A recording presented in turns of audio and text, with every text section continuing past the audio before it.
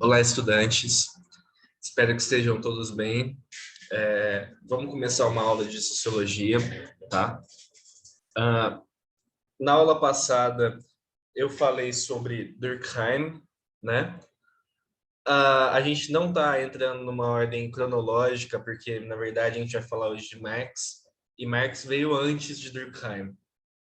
Mas tudo bem, não tem problema. A gente está voltando, então, alguns anos para falar de Marx, que vem antes de Durkheim. Mas por que eu falei de Durkheim? Porque eu quis complementar a filosofia social de Comte, um dos pais fundadores da sociologia, com a sociologia de Durkheim, tá?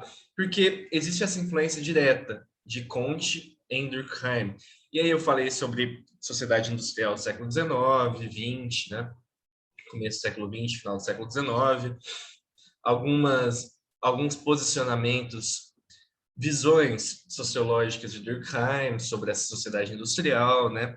O que é fato social, o que é sociologia para Durkheim enquanto ciência autônoma. Beleza, a gente viu isso. Está lá na aula passada. E também tem uma aula que eu dei ano passado no cursinho, tá lá no YouTube do cursinho, sobre Durkheim, que fala de alguns temas específicos da sociologia de Durkheim. Eu acho que a aula chama Principais Temas da Sociologia de Durkheim. Vejam a aula se quiserem, porque lá eu entro em algumas questões mais específicas, como suicídio para Durkheim, solidariedade orgânica, mecânica. Aí vocês dão uma olhada. Hoje a gente vai falar de Marx. A gente vai falar, na verdade, de um pensador do século XIX, né? Marx vive no século XIX e é um revolucionário, é um dos principais autores das ciências sociais, né? Mas não é propriamente um sociólogo. Não, porque a sociologia não tinha se formado como ciência ainda. E Marx não estava preocupado em ser um sociólogo. Marx era um teórico social crítico, tá? Ele era um teórico social da modernidade ou do capitalismo moderno. E um autor muito interessante. A fotinha dele. E eu já e eu já e eu de pronto já deixo o recado para vocês, para que se vocês quiserem assistir às aulas que eu dei ano passado também no cursinho, tá lá no YouTube do cursinho. Vocês coloquem lá Karl Marx, eu acho que a aula chama Apresentação do Pensamento de Karl Marx e Karl Marx e o Materialismo Histórico Dialético. Tem essas duas aulas que eu dei ano passado e que vocês podem utilizar como complemento de estudos, porque eu sei que Marx é um autor muito cobrado e que é interessante lê-lo e estudá-lo. E então eu coloquei essas aulas lá. Eu vou dar duas aulas sobre Marx nesse semestre, né? De uma forma um pouco numa abordagem um pouco diferente, porque a aula que eu dei semestre passado está lá, não vou repetir a mesma aula, mas vocês podem dar uma olhada, tá uma aula, eu acho, mais completa, vamos dizer assim, não que eu consiga falar de uma forma completa sobre o autor, porque ele é um autor complexo, mas enfim, na aula de hoje eu vou dar uma aula, eu quero fazer aulas mais curtas, porque eu sei que às vezes uma aula muito longa é cansativo e pode ser que não gere muitas visualizações. Então eu quero fazer aulas mais curtas também, mais diretas, mais objetivas. Na aula de hoje eu vou apresentar mais o contexto histórico em que o autor está inserido e alguns conceitos básicos para a gente compreender Marx. E na aula que vem eu vou falar sobre materialismo histórico dialético e lutas de classes, tá? Quer dizer, hoje vai ser uma aula mais abrangente e na aula que vem vai ser uma aula mais específica de Marx, tá? Então, primeiro, quem foi Marx? Quem foi Marx? Aqui vocês podem ver que ele percorre o século XIX, né? 1818 a 1883. Eu vou ler aqui e depois eu falo. Marx foi um teórico social da modernidade, como eu disse para vocês. Ele não é propriamente um sociólogo, mas faz parte também do repertório da sociologia, do conteúdo sociológico, mas ele não é propriamente um sociólogo. Ele é um teórico social, está mais correto. E revolucionário comunista alemão. Marx é um cara que vive, ele nasceu na Renânia, né? Uma região que hoje a gente conhece por Alemanha, mas na época era anexada ao Império Prussiano, né? Ele nasce ali numa classe média, o pai dele era advogado, era de família judia, então tinha um pouco aquela coisa, enfim, era um judeu naquela época e já existia esse preconceito contra os judeus, né? E só um minutinho, gente, que eu vou. Meu celular tá tocando, eu vou parar.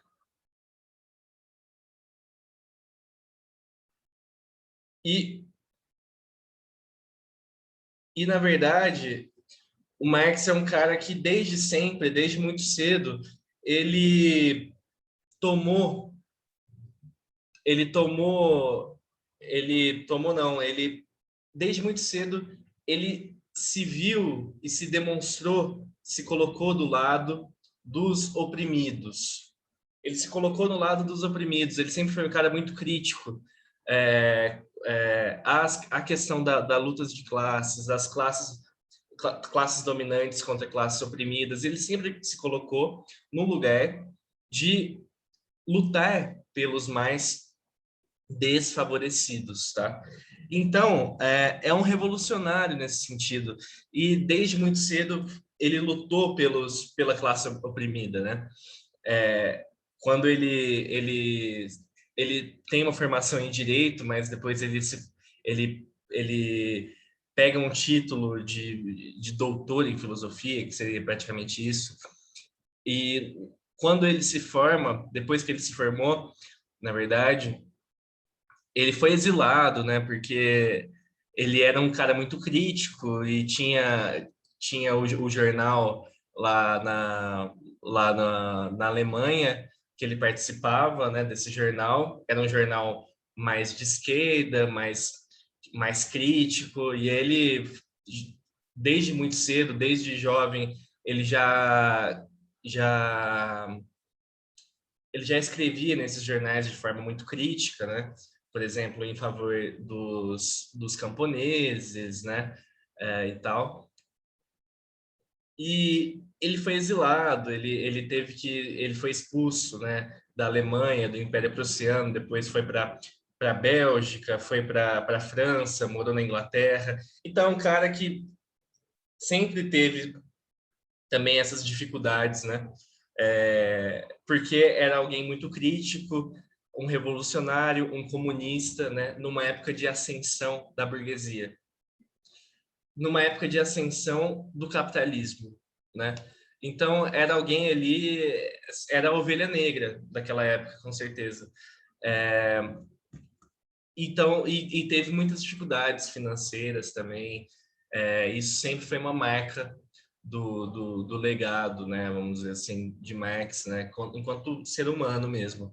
Mas a sua obra é muito maior que isso tudo, né, porque a sua obra, ela transcende tudo isso e é um dos autores mais importantes das ciências sociais, da crítica à economia política, do socialismo, né, é pai do socialismo científico. Ele já existia a ideia de socialismo, mas ele inova, ele se aprofunda no socialismo também, é considerado pai do socialismo científico, né? E mais do que isso, é um grande crítico do capitalismo moderno.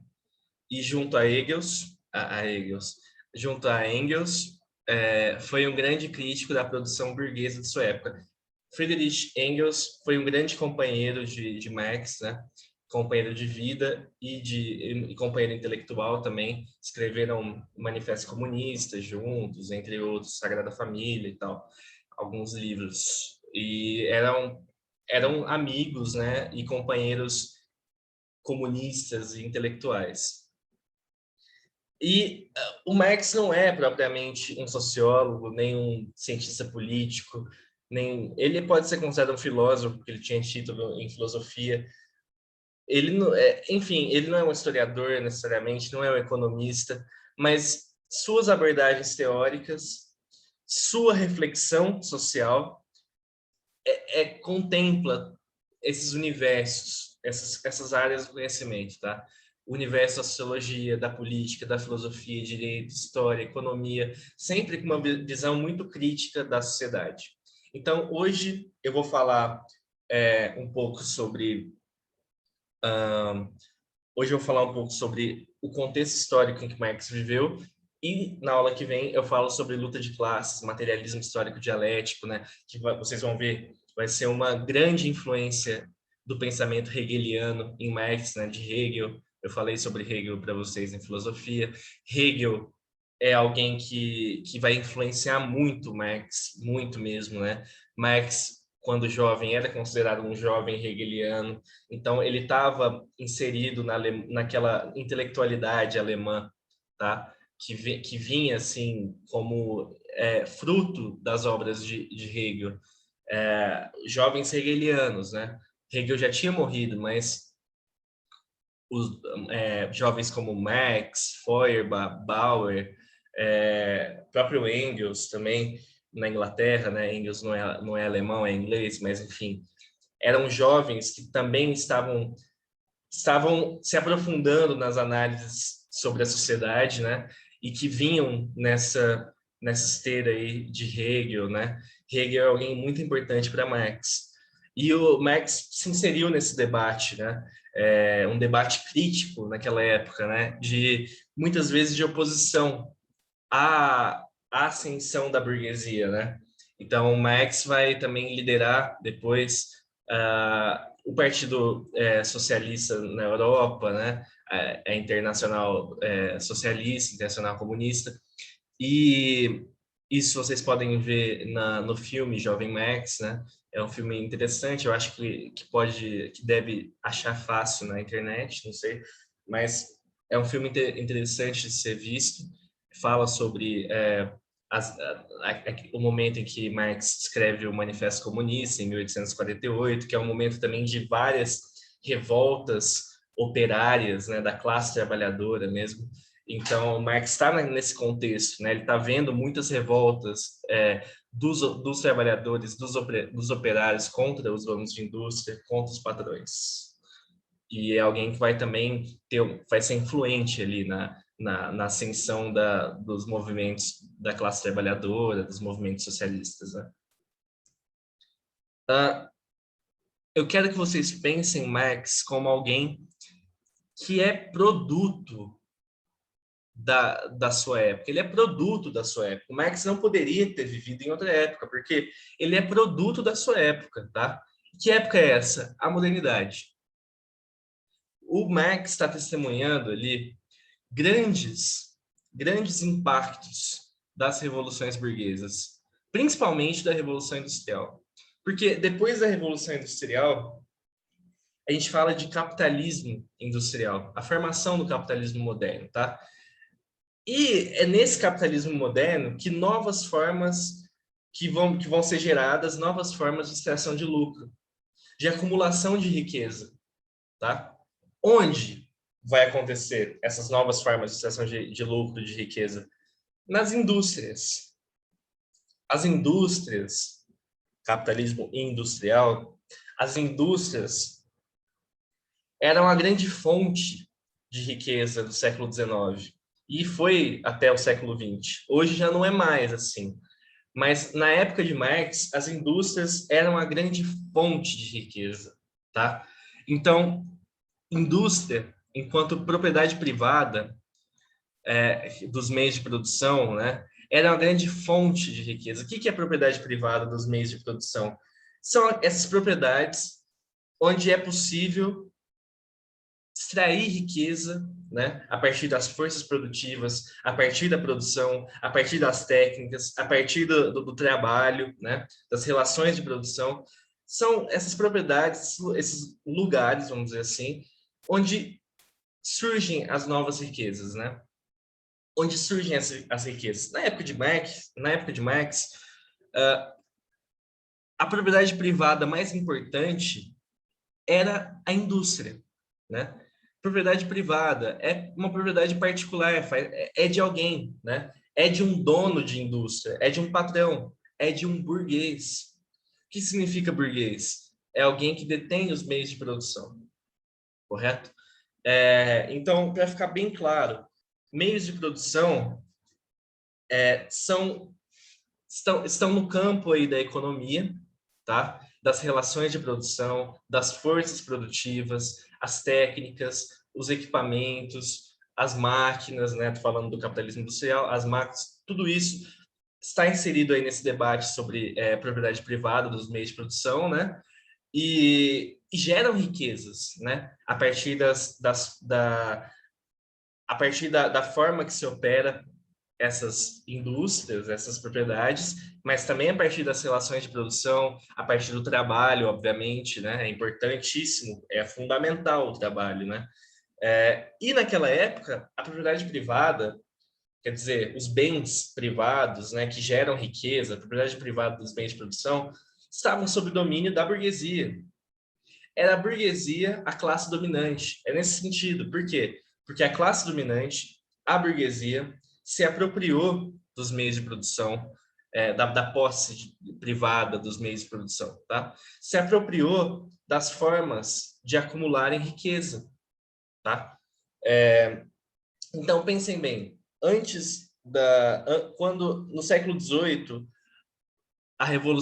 quando surgiu a Revolução Industrial, antes do século XVIII, antes da Revolução Industrial, não existia fábrica, né?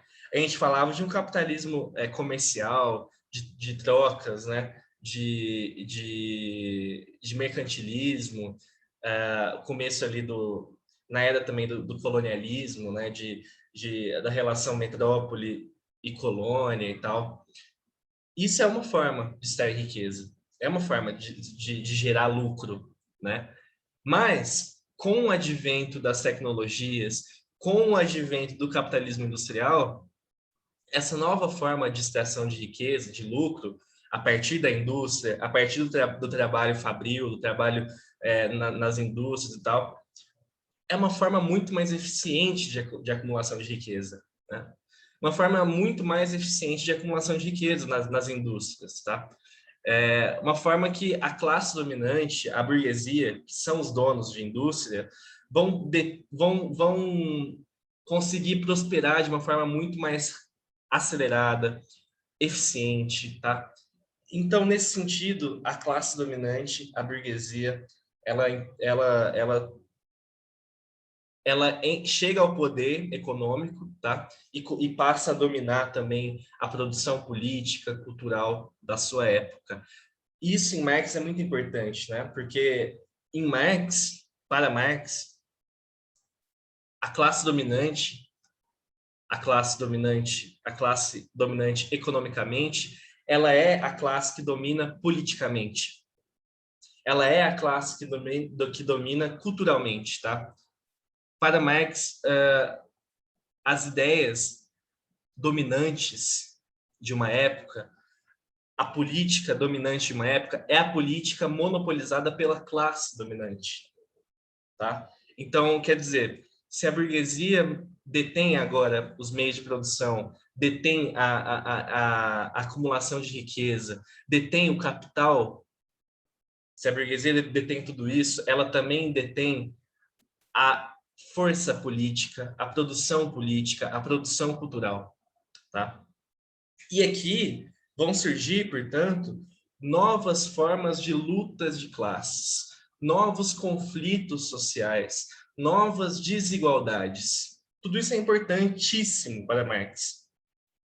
E essas formas esses novos conflitos sociais, eles vão se estabelecer a partir de uma grande oposição, uma oposição moderna, uma oposição do capitalismo moderno, do capitalismo industrial, que é a oposição capitalista, que é o burguês, que são os donos dos meios de produção, os donos de indústria, tá? Versus proletariado, ou proletários, né? Que são os operários, que vão vender sua força de trabalho. Aí é uma questão que se vocês entenderem isso, eu já me dou por satisfeito. O que é o capitalista? Capitalista e burguês, para Marx, para a teoria marxista, é a mesma coisa. Porque é alguém que vive a partir do investimento de capital. Na época de Marx, o capitalista, o burguês, eram os donos de indústria. Eles investem seu capital em mercadorias, em trabalho, para ganharem mais capital. Capitalista e burguês são os donos dos meios de produção, são os donos de indústria. O que é o proletariado, operário? São os trabalhadores, é a classe trabalhadora.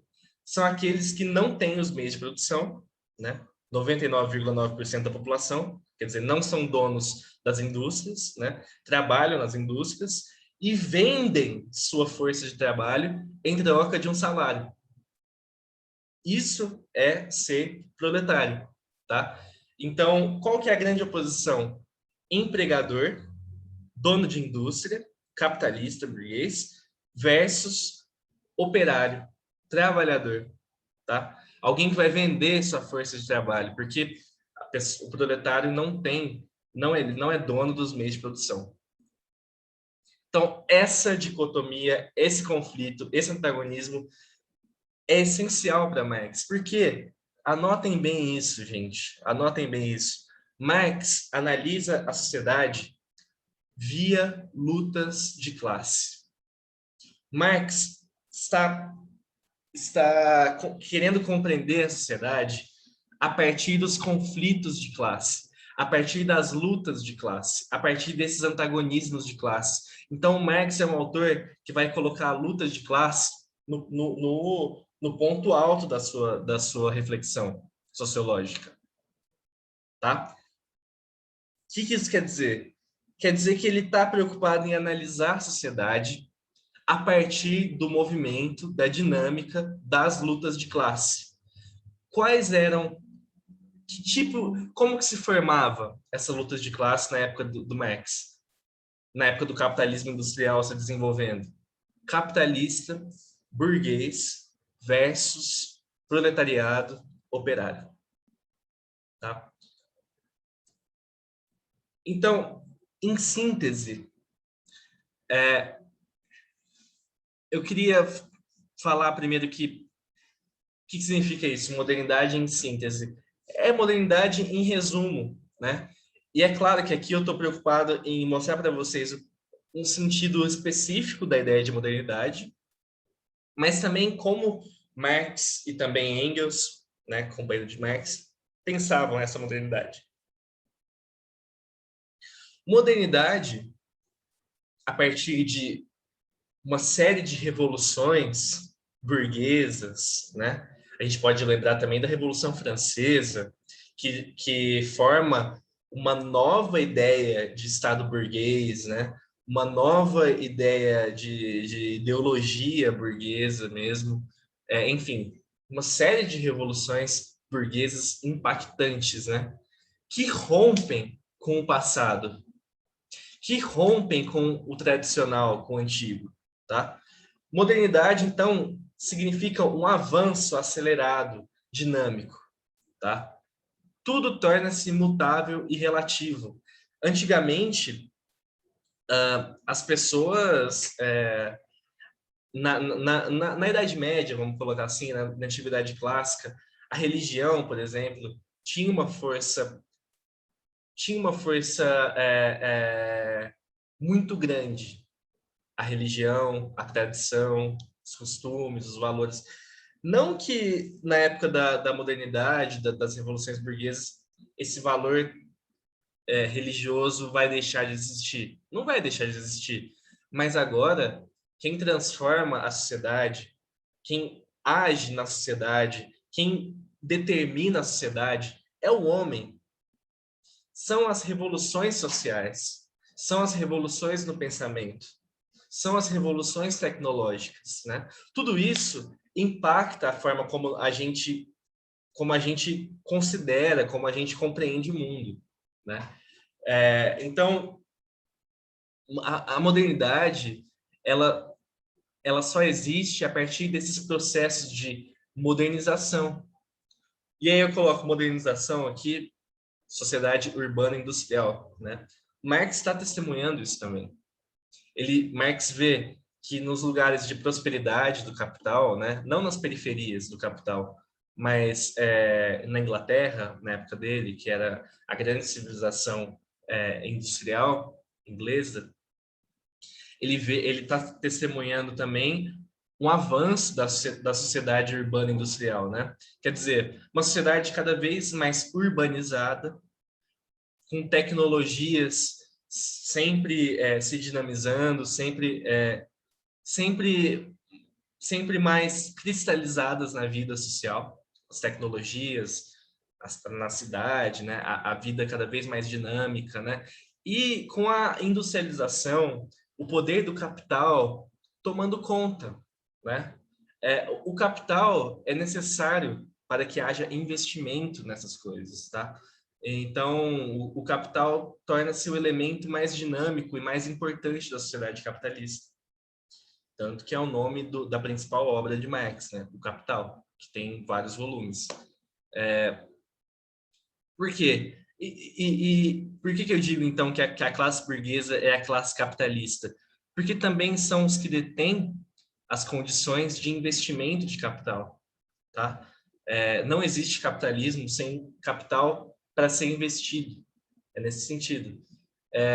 E a modernidade torna-se um momento histórico de avanços do capitalismo, mas também avanços tecnológicos, uma sociedade cada vez mais complexa, né?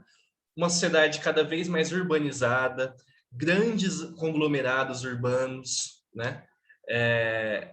O indivíduo que sai da zona rural para trabalhar na cidade, nas fábricas, né? E toda a problemática que se envolve, né? De desenraizamento, de uma pessoa que agora perde as bases mesmo, perde a confiança na vida tradicional, né? Aquela esperança na vida da religião, da tradição, na vida mais monótona da zona rural, e vai para a cidade se aventurar, né? Mas geralmente é uma aventura que está repleta de miséria, né? De desigualdades, né? E o Marx é um grande crítico dessa sociedade, tá? Vocês devem se lembrar da aula que eu dei sobre Adam Smith, Revolução Industrial. Adam Smith, como um liberal, que era o pai do liberalismo econômico e tal, Adam Smith era um filósofo britânico que via muitas esperanças nesse capitalismo industrial. É bem verdade que ele morre no século XVIII, ele vê pouco do capitalismo industrial, ele vê o embrião do capitalismo industrial. Mas mas é alguém que coloca fé naquilo. Ele fala, ó, tá surgindo uma sociedade industrial, uma sociedade capitalista, e isso vai gerar riquezas, vai gerar benefícios para a sociedade como um todo. Lembra da mão invisível do mercado, né? Que o mercado se autorregula e tal, as atitudes dos indivíduos também que vão se transformando para o bem da sociedade de mercado. E com Adam Smith surge a economia política e tal, essa visão sobre a sociedade de mercado, economia, política, capitalismo industrial. Marx é um crítico de tudo isso. Qual que é o subtítulo do Capital? Crítica à economia política. O Capital é a principal obra de Marx, né? Chama Capital, Crítica à Economia Política. Marx é um crítico de Adam Smith, dos liberais, né? Ele é um crítico da economia política, porque para ele essa civilização urbana, industrial, capitalista só é vantajosa para os capitalistas, para os burgueses, para a classe dominante. Então ele é um crítico dos liberais, ele é um crítico dos capitalistas, obviamente, né? E por último, eu deixo uma reflexão final: tudo que é sólido se desmancha facilmente no ar. Marx e Engels, né? Uma frase que eu quero que vocês pensem sobre ela, né? Essa frase está no Manifesto de 1848, Manifesto Comunista, e nessa frase é colocado também uma argumentação muito muito interessante sobre o que é revolução burguesa, o que é modernidade, o que é capitalismo, né? Essa capacidade de destruição, uma destruição criativa, né? Tudo se desmancha facilmente no ar, tudo se renova, tudo se recria, tá? Tudo se produz, se reproduz muito fácil, mas também se desmancha muito fácil, né? Então, na prática, a gente poderia dizer dos novos costumes, dos novos gostos, das novas predileções, modismo, que seja, a própria forma da mercadoria, como o fetiche da mercadoria, né? Ou como as mercadorias elas estão acompanhadas também com certos modismos mesmo, né? E uma hora a gente quer algo, uma outra hora a gente não quer e não dá a mínima.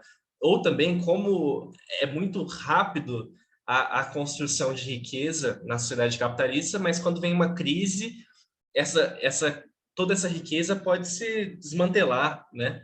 Toda essa riqueza pode ser destruída, né? Desde uma empresa até uma família, tá? Então, é uma sociedade muito dinâmica. Tudo que é sólido desmancha facilmente no ar. É uma sociedade muito dinâmica, né? Porque o capital é muito dinâmico, tá? A circulação e a velocidade do capital é aceleradíssima, tá? E para Marx, essa circulação e essa dinamização do capital, a sociedade capitalista, né, que determina as relações sociais, determina o modo de produção, né? Qual que é o modo de produção? O modo de produção capitalista, né? Como que é a forma, como que é na época de Marx, qual que é a forma de extração de riqueza, de lucro? É modo de produção industrial, capitalista, tá? A formação de riquezas ela é feita na indústria, né? Liquefação das relações sociais são relações líquidas, né? Relações, afetos, paixões, raiva, enfim, sentimentos que também são muito dinâmicos, porque nossa sociedade é muito acelerada, é muito dinâmica, né? Aceleração social e produtiva, né? Isso que eu estou falando, uma sociedade muito dinâmica. O poder do capital é muito dinâmico, né? O modo de produção capitalista é um modo de produção dinâmico, é um modo de produção acelerado também, né? Que depende de uma aceleração produtiva, de progresso das forças produtivas, tecnologias, em máquinas, enfim, é uma coisa, é uma roda de hamster que a gente não pode parar nesse sentido também. E isso gera desigualdades, formas de alienação. O que é alienação? Estranhamento, né, do indivíduo para consigo mesmo, mas também para o mundo, né? Quer dizer, o trabalhador, ele é alguém cada vez mais coisificado, alienado. O capitalismo também tem uma capacidade potentíssima de transformar tudo em mercadoria, né? De alienar tudo. Então, tudo isso faz parte da crítica de Marx, né? Eu não entrei muito na consideração sobre o que é alienação, tal, que são conceitos de Marx, porque eu vou falar um pouco na próxima aula, tá? Sobre isso. Mas só pensem que quando eu falo de alienação, eu falo de um efeito negativo do capitalismo, tá? Que gera estranhamento mesmo, tá? Gera estranhamento, gera erosão do indivíduo também, tá? E Marx está preocupado com isso, está preocupado com as desigualdades sociais, tá? É um autor complexo que tem uma vasta reflexão sociológica e a gente vai falar um pouquinho dela semana que vem. Qualquer dúvida, me chamem, por favor, estou à disposição, tá? Um abraço.